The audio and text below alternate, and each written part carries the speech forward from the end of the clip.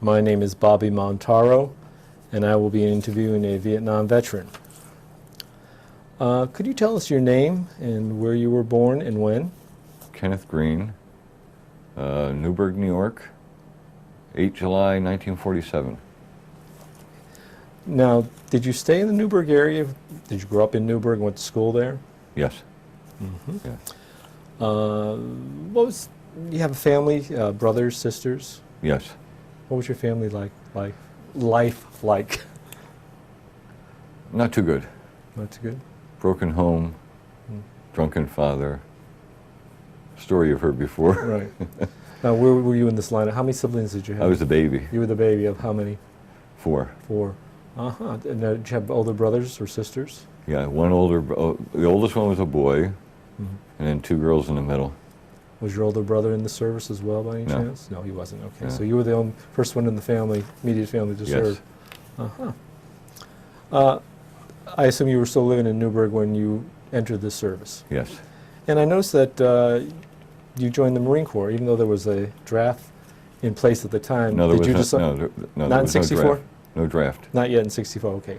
July of 64. Right. The draft started 66 for the Marine Corps. Right, okay. I quit school. Mm-hmm. What year were you in? Like 10th grade. Mm-hmm. Yeah, November of 10th grade I quit, me and my best friend. And we went over to the post office downtown in Newburgh to join the Navy. The Navy recruiter and the Marine Corps recruiter shared the same office. Well, it happened to be lunchtime. The Marine Corps recruiter doesn't go to lunch. Mm-hmm. The Navy recruiter does. So we walked in there and he said, okay, he's out to lunch.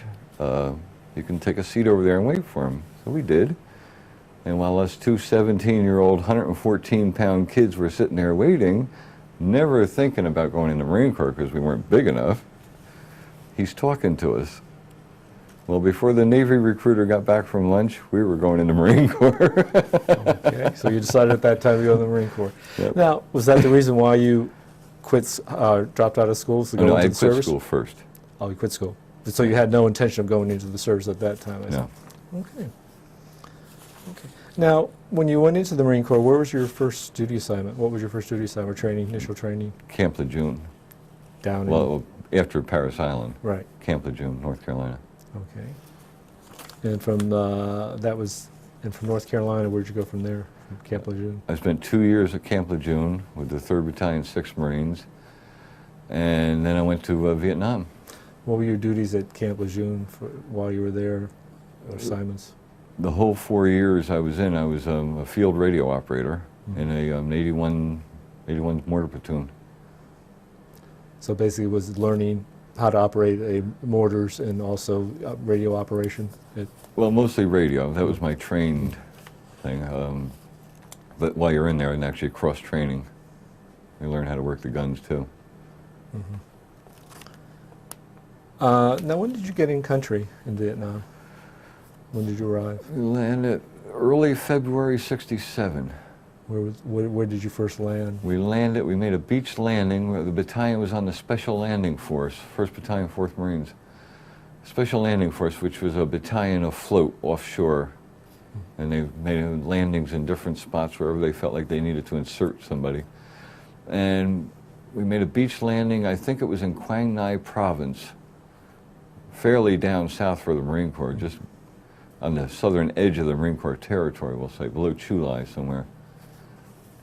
And we ran around there on Operation Deckhouse 6, it was called, for about 2 weeks. And then we went back, loaded aboard the ship again, and they took us to Subic Bay for Liberty. What was your first impression of Vietnam, the first time you stepped on land in Vietnam? I can remember laying on the beach. You know, we moved off of the beach. We hit the beach, and I remember laying there on like a sand beach and looking around, and there was Highway 1 was up there, and there was Vietnamese people and some carts going down the highway, like civilians just carrying on their normal life. And we're on the beach, and there was jets flying overhead and dropping some stuff back further. And I remember looking around, and it looked strange to me. I said, so this is Vietnam. I never forget laying on that beach thing. That was my first thing when I hit the beach. So this is Vietnam. Look around, it was strange. I would imagine your idea of Vietnam changed later on, but we'll get to that later in the interview. And that's what I'm saying. Now, you said you stayed there for a few months, and then you went, or short, how long were you? 2 weeks on that operation, and then we backloaded on the ships. To Subic Bay. A little bit of a break at Subic Bay and in the Philippines. How long was that? It was at least a week. At least a week. Maybe, yeah, at least a week. Now, coming back to Vietnam the second time, where did you land? That was the final landing. And where did you land there? That was the beginning of March, '67, Operation Beacon Hill, just below the DMZ. We hit the beach there, and then we hiked inland from there out to. Now, did you know about the DMZ? Did you know anything about the war in Vietnam? Mm-hmm. Did you have an idea what it was going on at the time? Oh yeah, because I had joined up with the battalion in December. Christmas Eve, we landed in Okinawa. And the battalion had been pulled back from Vietnam to pick up me, replacements.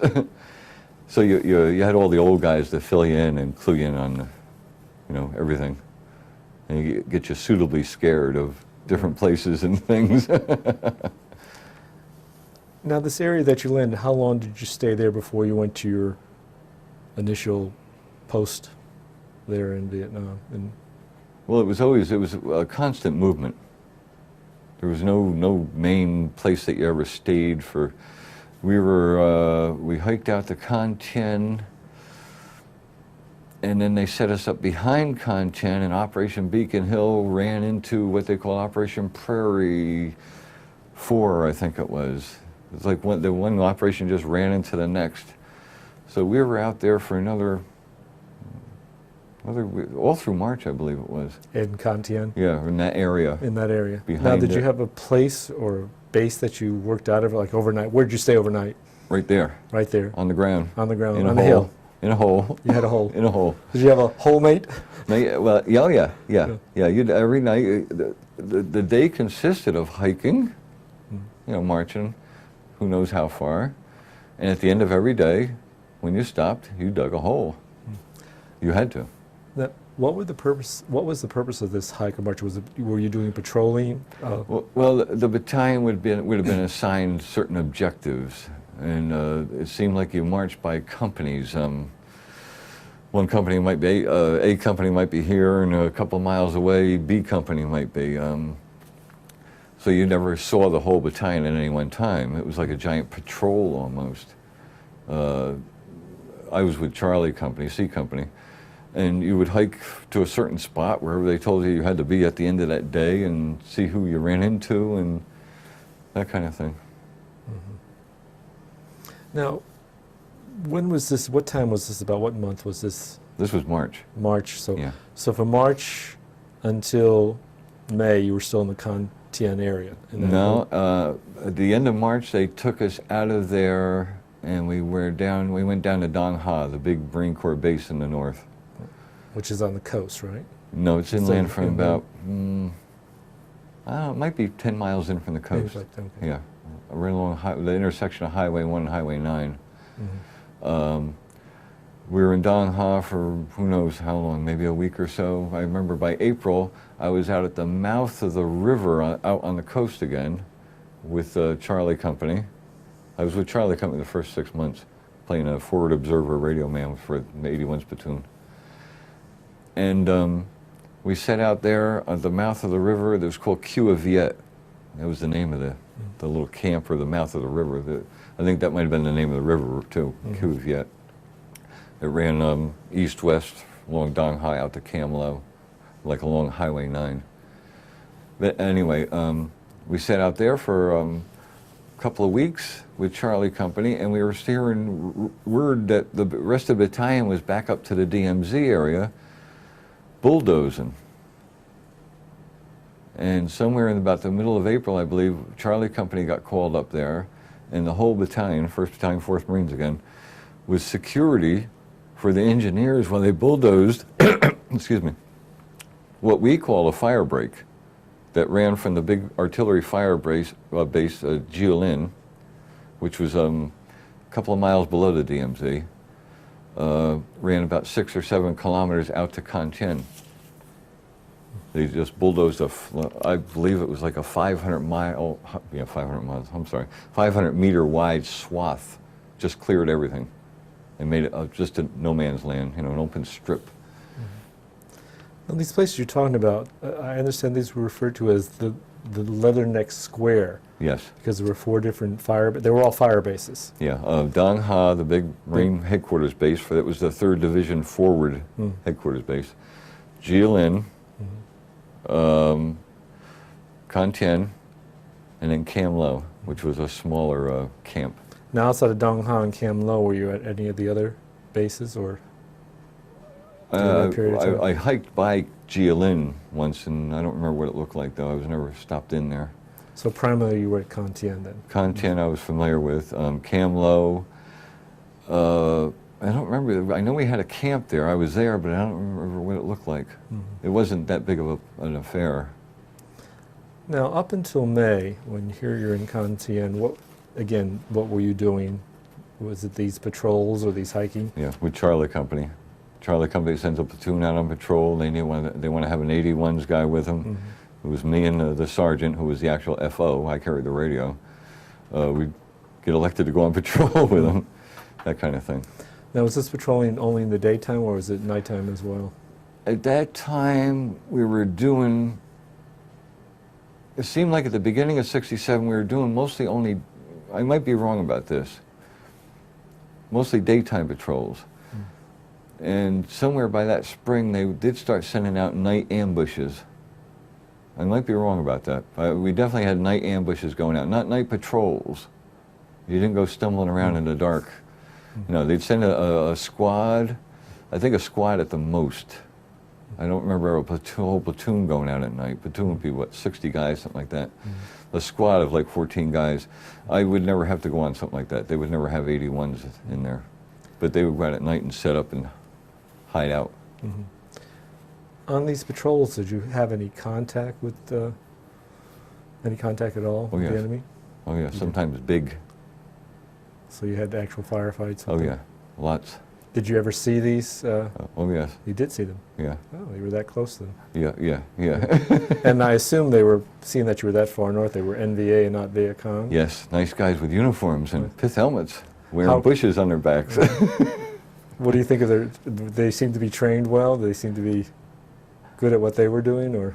I don't know. I went for a long time and never saw one. You didn't get to see them too much. You felt their effects.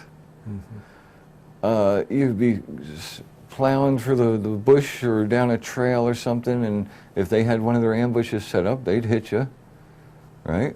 And then you were everything, you know, scrambling then.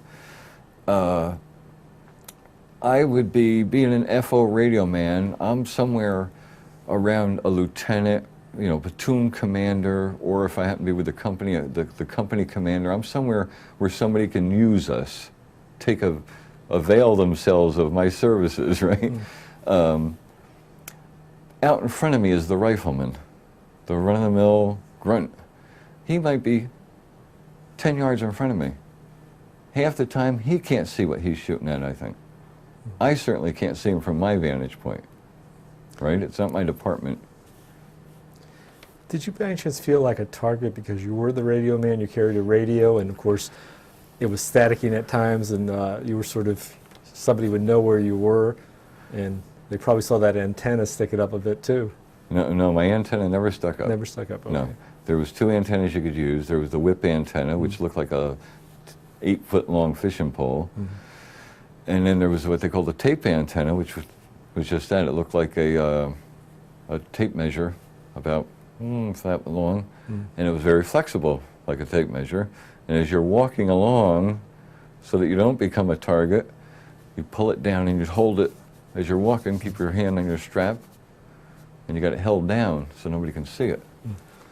So did you ever feel singled out at any time when you had these contacts, or when you were going through the jungle there? Only once. An Easter day.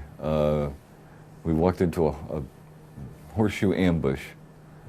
They herded us into it, where there was a big rice paddy, and it was 2 platoons. We got lost in the DMZ. We wandered into it. Easter '67. I call it Black Sunday.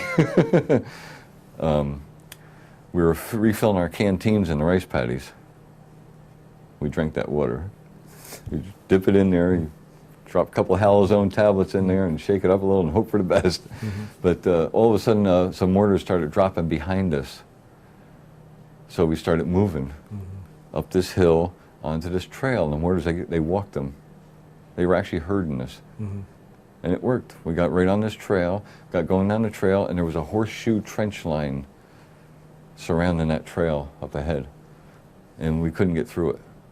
We got pinned down, took a lot of hits. But anyway, I was on the trail itself. A lot of the infantry guys were out on the sides of the trail by then. And it was the only time in my year's experience there I poked up my head. Why, I don't know. It's one of the dumber things you can do. And I felt this, or I heard this psst. When you can hear it, you know it's close. And I said, that's funny. And even dumber, I poked it up a second time. And I heard another psst. And I felt bad. It actually made me feel bad because I knew there was somebody out there that saw me and he was trying to kill me. Not the guy next to me. He saw me poke my head up. And it made me feel bad that somebody was trying to kill me. It was weird. Amidst all the firing that was going on and stuff, you know, I was singled out finally. Did you feel scared at that moment by any chance? I was scared for a long time that year. There's a lot of fear that year, a lot of heavy breathing. Understandable. A lot of adrenaline flowing that year. Now, you said they herded you into this trap, this horseshoe trap. Yeah. Were you able to get out of it without, or did you have to have help to get out of that? It was a horrible setup because we were basically lost. Now I'm with the guy that has the map. We usually always know where we are, but we were lost that day. Why, I don't know, because of the cover, the jungle cover, whatever. I was hollering for a fire mission on the radio, and he hadn't given me any coordinates yet. I was getting a little premature. I was jumping the gun on him.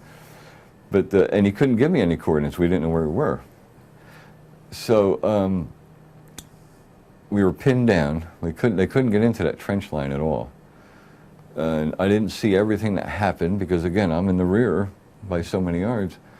They said they masked they got the M72 grenade launcher guys together, and they were trying to fire grenades into this trench line. Finally, a plane came over, or a chopper came over, and they, at the tail end of the line, at the end of the trail, which was a little bit behind me, they popped a purple smoke grenade, and the smoke came up, and the chopper pilot, or whoever was up in the air, told us where we were and gave us some coordinates to work with. And I assume, I don't even remember now, I even lost my glasses that day. They steamed up and somehow they were missing from my head, and I don't remember how. We must have got some fire going in there, either some 81s or maybe even some bigger stuff. And we did manage to get into the trench line, because the casualties started piling up on the trail. Once you pile up casualties, you can't move like you did, you could originally. One guy got a Medal of Honor that day. Douglas Dickey jumped on a grenade from the 2nd Platoon, Charlie Company. Did he survive? No, he died. Yeah. He died doing it. I remember walking past that trail, or that trench line, after it was all over and the Gooks left. It was a nice trench line. Even they had wire in it and everything. They were ready for us. So were they manning that trench line when they were in there? Well, they were gone by the time I got there. By the time you got there, they were gone. Yeah, we got to finally pick up and move along the trail that our original intention. And we got to, I came up on a huge bomb crater that was loaded with casualties. It was a bunch, I don't know how many guys, it was like 14 or 16 guys out of the 2 platoons. And these were just the guys that were wounded, not counting the dead. I don't know how many of them there were. They had a chopper come in and pick up these guys, and the chopper took off and got up about treetop level, and they shot it down. So the chopper came down. They had to take the guys back out of it naturally and put it back in the crater. And back at division, they said we couldn't leave then. We had to stay there for the night. because of the chopper now. We had to wait till the next day for somebody to come up from the division headquarters or something to survey the chopper to see whether they wanted to blow it in place or save it. So we were stuck out there all night long, what was left of the 2 platoons. It was so bad they put me on the firing line that night. And I was, I'm not used to that. I was on the perimeter, me and some Corporal Shaw, whoever he was. I didn't know him, but he was okay with me. So what I gather, this wasn't a regular medevac ship. This was just a helicopter that was coming in. No, it was a medevac. It was a yeah, medevac ship. Yeah. Okay. It was a C-46 Sea Knight. They shot it down. And they shot it down, had the Yeah. cross on it and everything, and they still shot it down. No, it probably didn't have a cross on Didn't it. have a cross on it. Yeah, a lot of the medevac choppers didn't have crosses on it. Mm-hmm. No, they were just regular choppers that came in. I don't remember seeing a whole lot of crosses. Okay, so you finally got out of that situation. Where'd you go from there? Do you remember? That was March, end of March, then back to Dong Hai after that. That was Easter. And out to the Q of Viet. And then back to the fire break, back along the DMZ while we were security for that fire break, right? So they bulldozed that and they had that all nice strip cleared. And that's when we set up at Con Tien at the end of that. That's where we wound up on that hill. Actually, we were behind the hill at first. My company, Charlie Company was. And we had some nice holes. I had this hole, it was actually too big. It was like a 4-man foxhole instead of a, big holes aren't nearly that nice.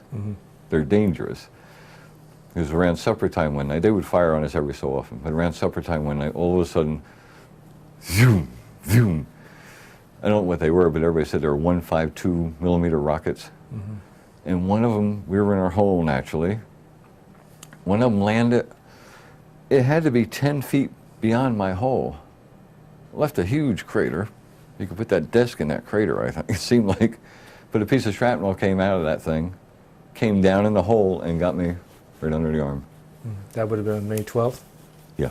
Yeah. But, okay, prior to that, though, the day you got wounded, I assume that the North Vietnamese Army started to push around May 8th. You were starting to take... Oh, wait a minute. That was, yeah, maybe I'm getting, I'm that's right. losing No, here. that's right. When they overran us at Con Tien. I forget what date that was. They overran you? Oh, yeah. Oh, really? Oh, yeah, Con Tien got hit big by a regiment. I didn't mean to... Yeah, I disrupt should have brushed up on my dates before I No, came. that's right, no. I don't remember if that was before I got hit, or I think it was after. Or was it the 10th? Anyway, we were on Con Tien. I was a little bit on the side. I was back with the guns. Or was I? There was mortars sitting there where I was. And apparently what had happened, the Gooks had this all set up to hit Con Tien. And they didn't know, they thought that there was just ARVNs there, South Vietnamese Army, and some, what they called civilian or regular force, whatever they were. But anyway, they didn't know that the Marine Corps had sent Alpha Company up there and Delta Company from 1st Battalion, 4th Marines. And they went ahead with their attack. So about 3 o'clock in the morning, things started popping on the other side of the hill in the perimeter. Star shells and such. And the Goose came through the wire. Yeah, I understand they came through the ARVN section of the line. And it must have been the easiest, I always assumed. Cut some throats of some guys that were sleeping, stuff like this. And yeah, they were all over the hill. Yeah. So on the day that you were wounded, that's what happened? That was the morning, afternoon, early evening? It was around supper time. Around supper time? Yeah, I think it was a normal thing around supper time to shake us up. So you were basically in your whole area during the day? Yeah. You weren't out patrolling, you were just staying in one place at a time? Yeah, yeah. It was, that was when we were behind the Con Tien Hill. Yeah. Yeah, they would fire what we called H&Is, harassment and interdiction. A few rounds here, a few rounds there, but this was a little bit bigger than that one, that particular supper time. And you said this was a piece of shrapnel from the round that caught you underneath your right arm? Yeah, right under the arm here. Yeah. How did it feel? We just burned, Burned. cut, and bled. Did you get media attention from a... Yeah, well, I felt it, and I didn't think anything much of it, and I started seeing the blood coming out, and I said, "I'll be darned." And I got, when it was all over, and I got up out of the hole, and I walked over to Corman. I said, "Corman, is that a Purple Heart?" He says, "It sure is." He says, "Come here." And they put a bandage on it, and that was it. So you basically stayed at Oh, yeah. Cantian this entire time then? Yeah. So you stayed in Cantian then up until when? We were surrounded there more or less for what seemed like a month, most of May. Were you there in June and July as well? No. No. Where'd you go from Cantian in May? From Cantian, they moved us south. We went to, I think that was when we stopped at Camp Evans, which was a little base halfway between Fubai, down south, straight down Highway 1. Halfway between Dongha and Fubai was a small base called Camp Evans, set right off Highway 1. And I think we stopped there for a week or two, maybe, or maybe just a week. I'm not sure now. And we went to Fubai, and we sat in Fubai for about a week, and there was all kinds of rumors that we were going to be what they call Palace Guard, which was base perimeter for the big base, which is like nothing, home free. Right. But that wasn't true. So they moved us out west of Fubai on Operation Cumberland, it was called. We went out, I don't know how many miles west of Fubai, out heading towards the Aishao Valley. And there was a road, or we built the road, and they built the road because they put in a stone crusher quarry. And we set up a camp halfway out this road as security along the road. And at the farthest end of the road, they built a fire base. And the Army rolled in some self-propelled 175s to fire on the Aishao Valley. So it was a little fire base to take care of the Aishao Valley. And we set it, we called it Cumberland because we were on Operation Cumberland. We sat there at Cumberland on this little camp. The road ran right through the middle of the camp, being security for probably a better part of July. Yeah, maybe even most of August. Now you've been wounded, not seriously, but still wounded. Did you become gun shy, or were you a little nervous at all during this time? No. No.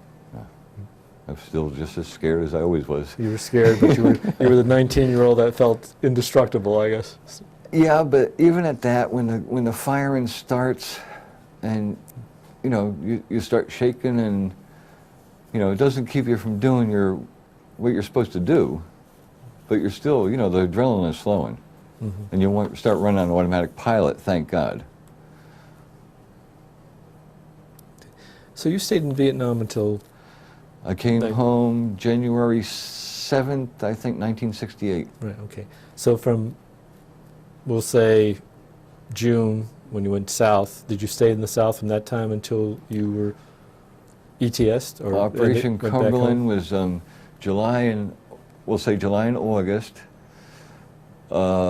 They pulled us out of there in the middle of July for about a week. They took us back up to Cantian. They flew us up.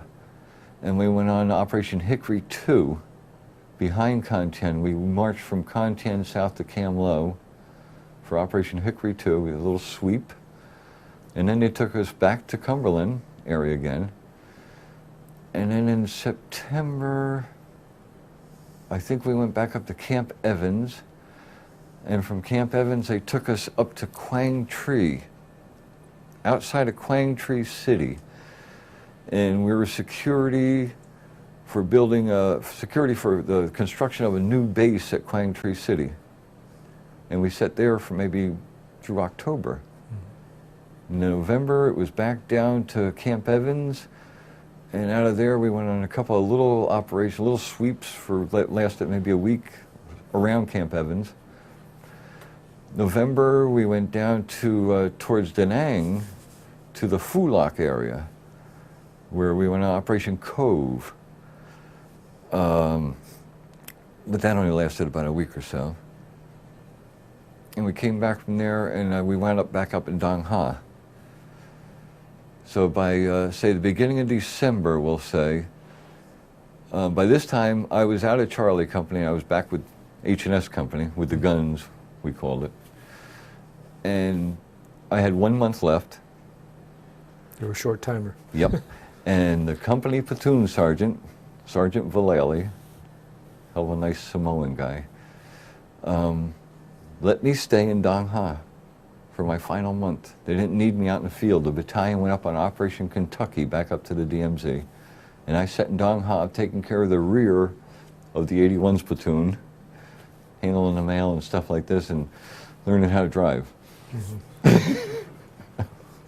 So during this period of time, did you develop any friends, Marine friends, or any other friends during that time that stayed with you for this last 6 months that you were in Vietnam, or were you split up and went to different areas?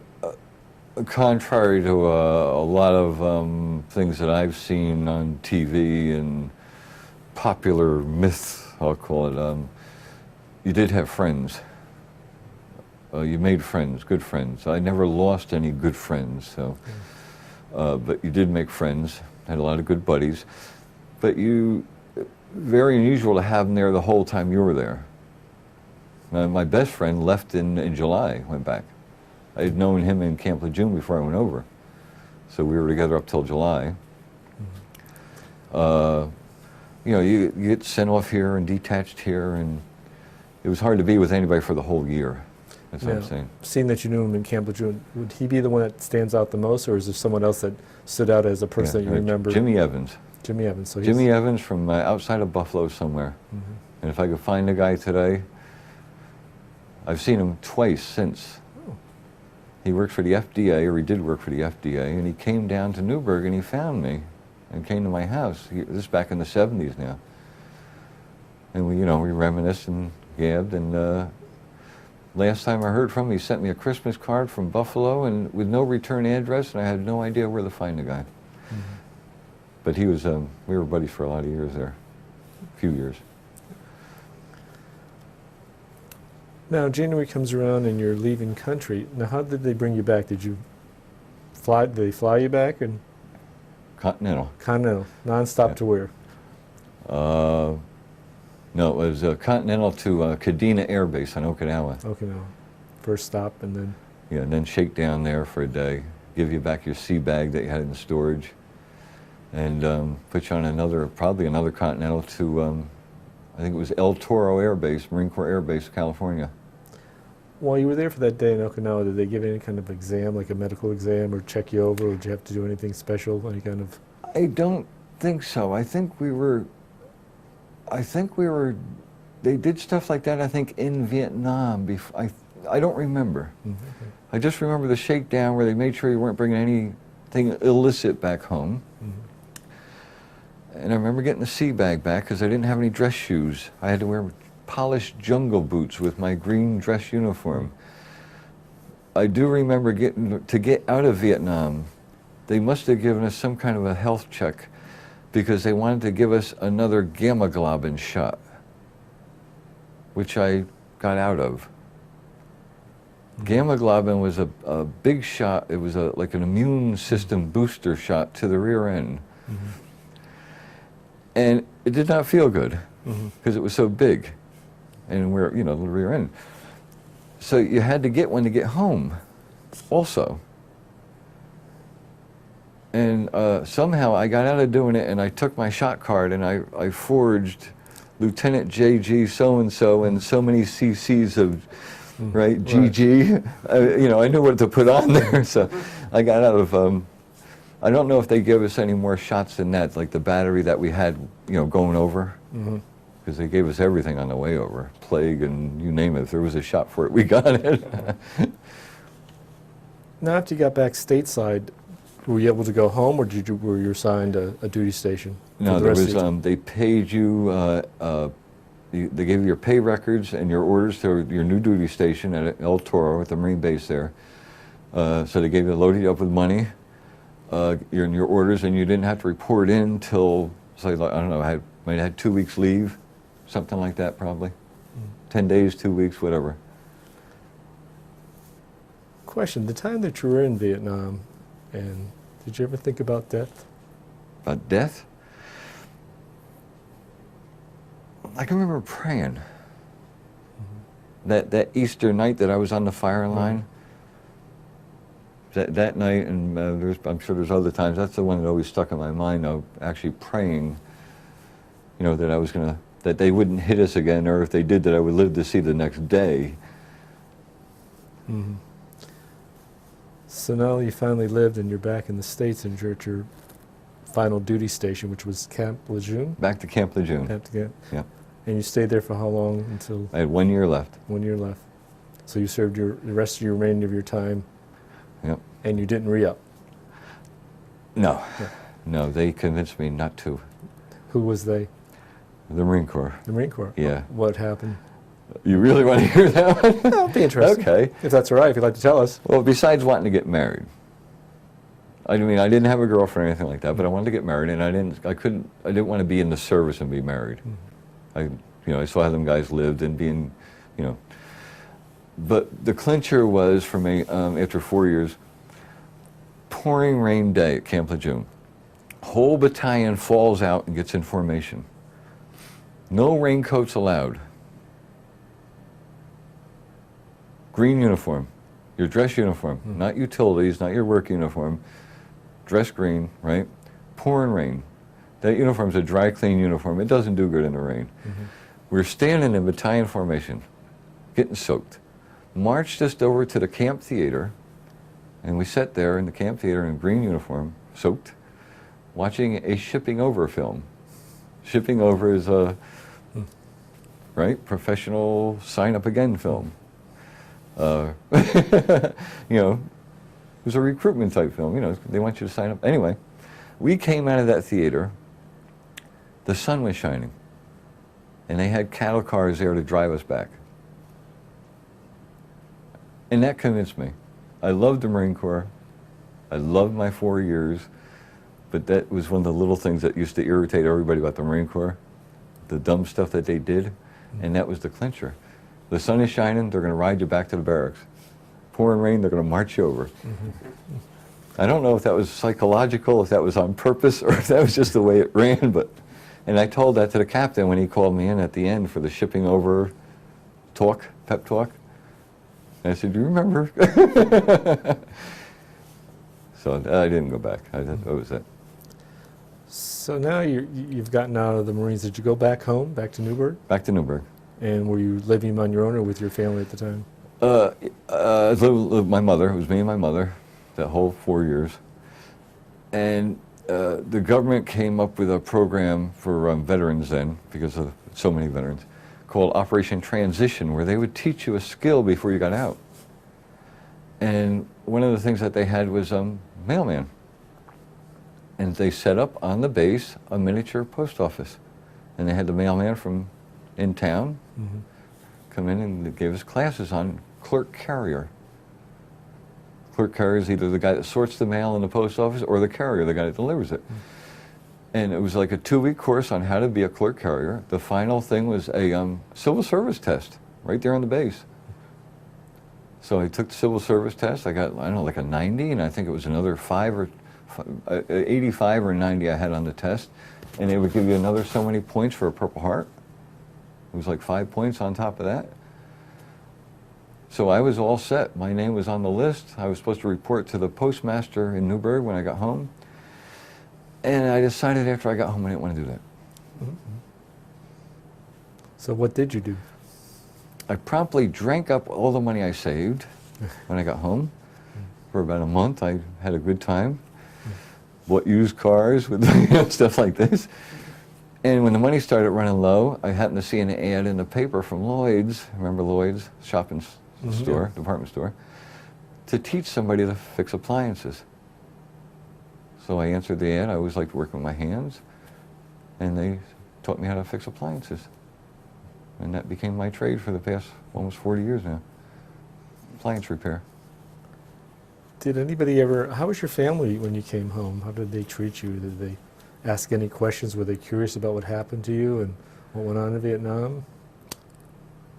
I don't remember.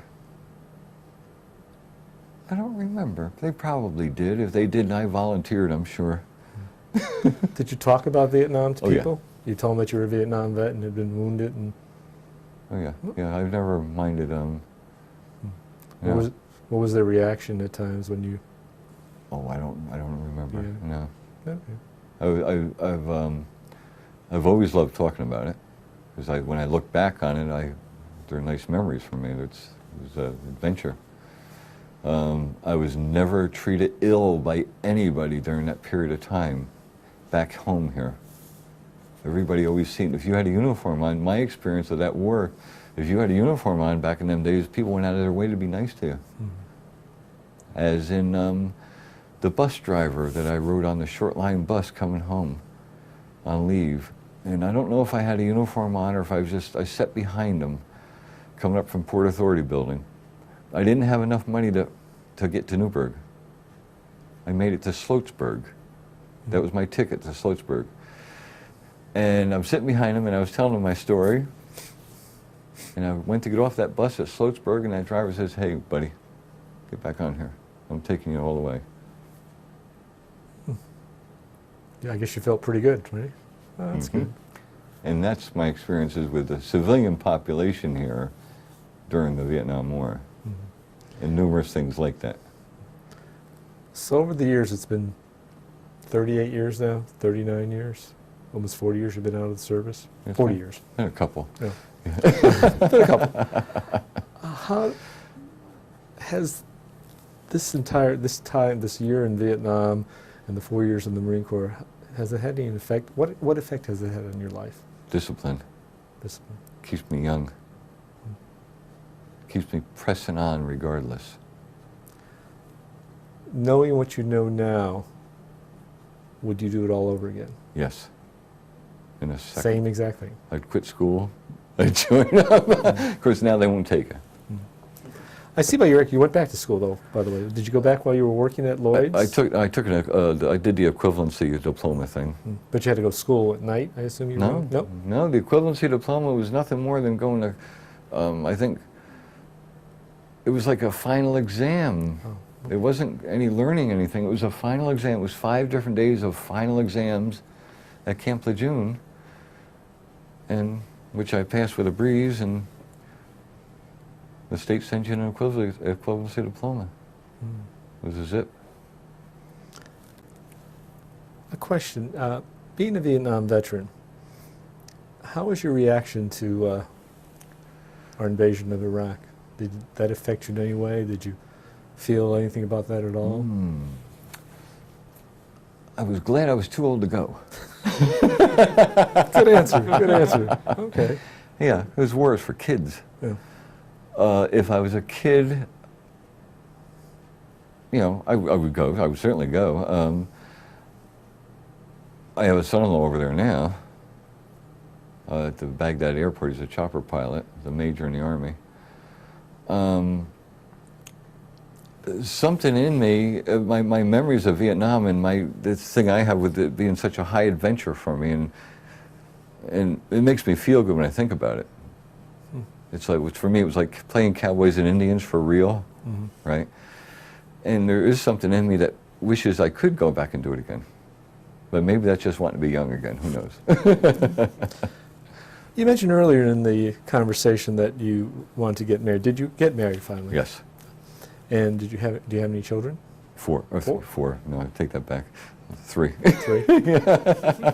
Boys, girls? Girls, all girls, All thank girls. God. Oh, I was lucky. You were lucky. You didn't have to worry about any of them being drafted or not being drafted going into the military. So. No, and I didn't have to worry about haircuts. Oh.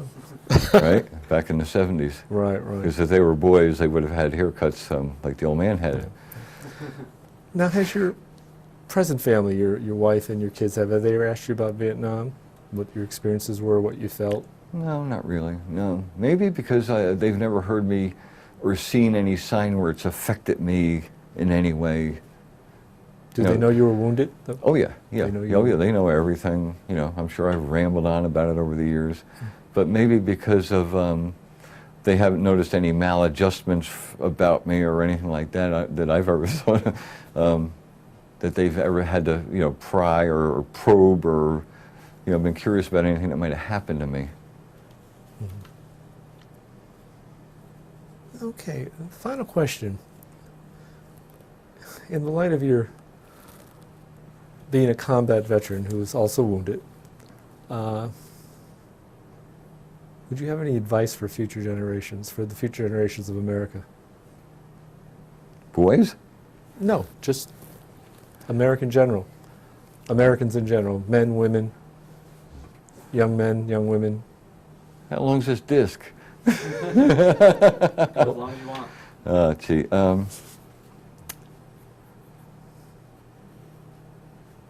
Well, I'm certainly in favor of military. I think it's sad that we don't have a draft. Why would you think we should? I'm the world's biggest proponent of, I think, for boys, pack them off to the service. Why not girls? No, I wouldn't allow girls in the service. Why is that? There's no room for them. There's room for them where they used to be, in the offices and like that. There's no place for them in a war zone. No, I wouldn't have it. It's not. It's certainly not I've often thought about in Vietnam, if you had a girl in a foxhole with you, you couldn't help but be looking at her when you should be looking at that out there in the dark and watching, taking care of business. It would keep her from taking care of business. I understand what you're saying, but I know today, in this day and age, I know there are women helicopter pilots, Army helicopter pilots. Yeah. There are Air Force pilots. There are also infantry. There are women that have been wounded in Iraq. I know. What do you think about that? No, I wouldn't, if I was the president, they wouldn't be doing it under my command. Okay. No, no women, but I would have all the guys in. I think it's the greatest thing in the world for guys. Yeah, besides the free travel, you know. Well, is there anything else that you'd like to add or say before we No, but finish? if you keep asking me, I'll keep rambling on the rest of the afternoon. Oh, let's see. Let me see if I have any other ideas about. Oh, jeez. Well, I already asked that question. Very nonplussed about. And it's something that they did to me, I'm sure. You know, they turned me into a professional military person, which is the job. That's what you're supposed to be, right? And they're paying you the money. As long as they're paying you, you go out and do it. That's all. And it's almost like a mercenary. The only question I wanted to ask, the final one, would be probably, you talked about your friend Jimmy Evans earlier in the thing, that you became good friends. Is there any leader that stood out in the time that you were there in Vietnam or stateside, whether it had been a non-commissioned officer or an officer, that stood out in your mind, and why did he stand out in your mind? There were probably many, many. They were all great. The one that sticks out the most, Gunny Sergeant Arnie, who I think just died a couple of years ago, who was an old man in Vietnam. He's seen to be an old man. He might have been 40. He might have been 35. He was probably 40 anyway. He was a gunny sergeant. Been in the Marine Corps for a long time. He was a nice guy, but he was also like sort of a John Wayne type, the ideal kind of. And it just, in the Amtraks, we were in the Amtraks. We went off the rear end of the ship, heading for the beach. And the water's pouring in the roof of the Amtrak. And this might have been the very first landing. And when you get close to the beach, the guy up on top of the Amtrak, the driver or gunner, whatever he was, he's starting to recon by fire. He's letting loose with a machine gun on the beach, right? And really nervous inside this Amtrak, you know, watching the water come in. Are we going to make it to the beach? This thing going to sink? What's going to happen here? And worried about what's going to happen when they drop that ramp at the beach. You know, because you're in this metal box, you can't see you don't know what's happening. All you hear is a gunfire going on, right? So here, all these kids in this Amtrak, scared to death, right? First landing, and Gunny Arnie's sitting in there, and he says, "I hope there's 1 million of them waiting for us on the beach." And that just kind of broke up everybody. And, you know? And he did that constantly, the whole time I know him in Charlie Company. Made things go smoother by stuff like that. What a guy he was. Well, on behalf of the Purple Heart Hall of Honor and the people here today, myself, I'd like to thank you for coming in and Thank sharing you. your experience in Vietnam and telling us a little bit of your history. Thanks for having me.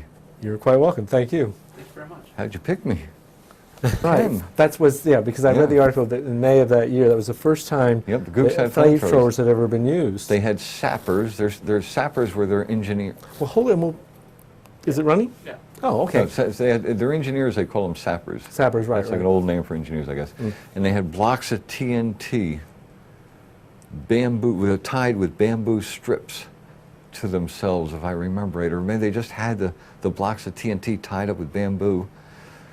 But I didn't see the flamethrowers myself. I was on the other side of the hill, thank God, okay?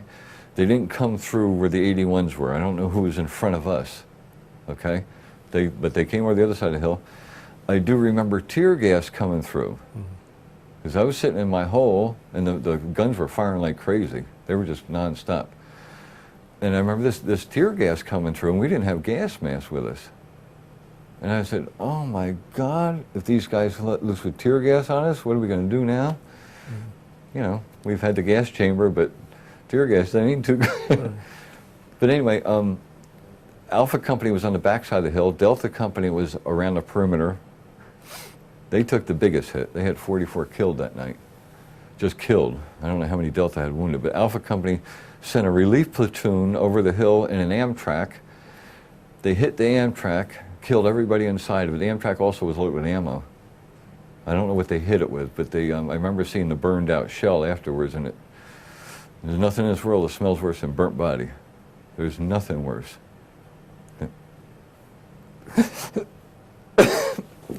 Take your time.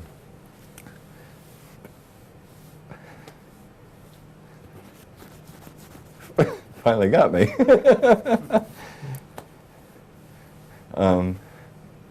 But they were just guys. They were guys from Alpha Company. I didn't know them, but they were Marines, you know.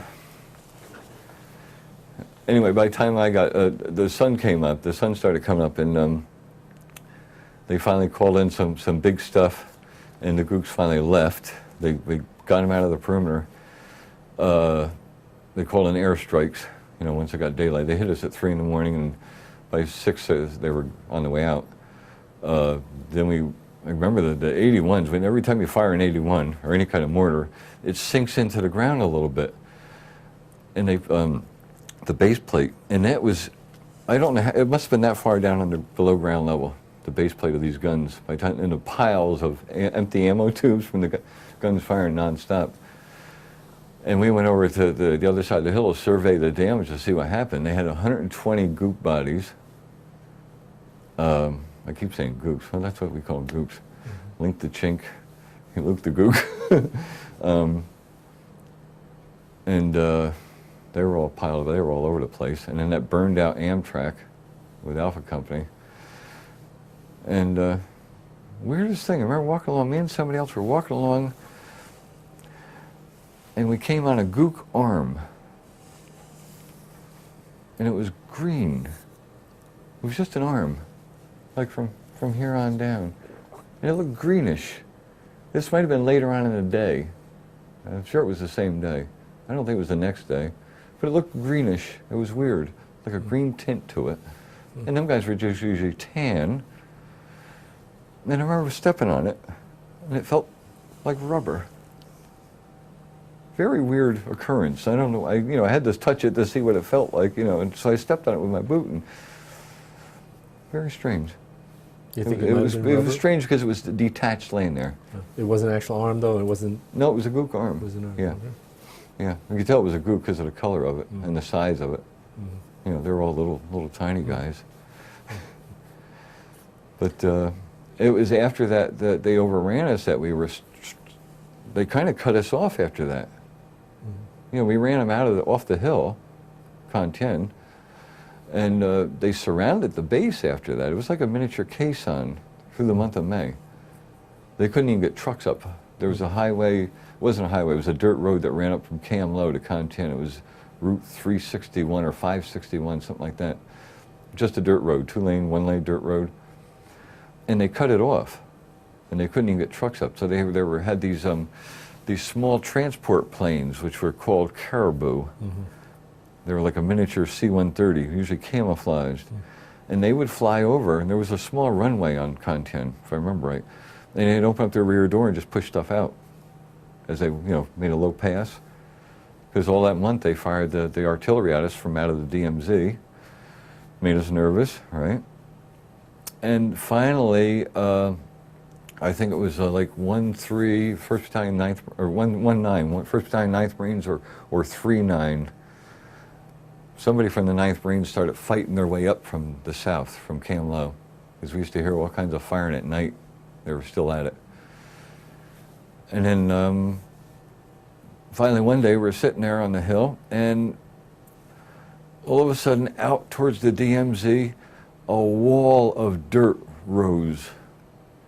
And after a couple of seconds delay, there was a rumbling, huge rumbling sound, and this huge, I don't know how high the dirt could have been, 100 foot high, who knows, curtain that ran for maybe half a mile or more in a line. And we all assumed those were B-52s going over. We didn't hear anything, we didn't see anything, but we really enjoyed the sight. And we knew it was going to be nothing but good. This amount of bombs hitting the ground up there in the Z. And I think it was the next day, Operation Hickory 2 started. No, Hickory 1, I'm sorry, Hickory 1. Tons and tons of helicopters came flying over, coming up from who knows where, from Dong Ha, I don't know. And they went right past us, and they landed in the DMZ, which nobody had ever done before, because it was always illegal to go into the DMZ.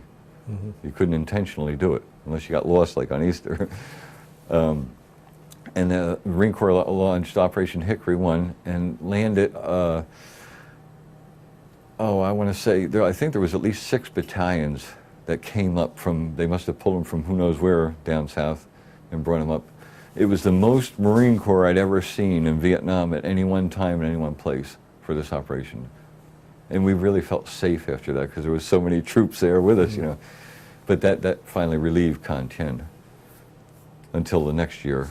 And something else happened there again. Mm-hmm. Right. Or maybe it was that September when the 9th Marines got stuck up there also. But that was my experience at Con 10.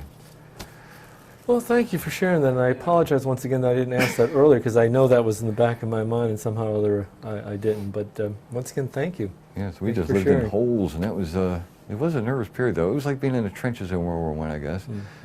A miniature version of Quezon. Them Yeah. guys had it even worse out there. Mm. 'Cause they were really, I don't know what they were firing at them all the time, but they had a tougher fight out there, though. I mean, them guys, the hill fights out there. Mm. 881, 882, we knew all about them. We used to hear about them and read them about them in Stars and Stripes. Right. And the guys say when they got up on that hill, there's only 2 ways to get off of this hill. One is to be carried off dead, and the other one is to be blown off. All right. Oh, jeez. Oh, well.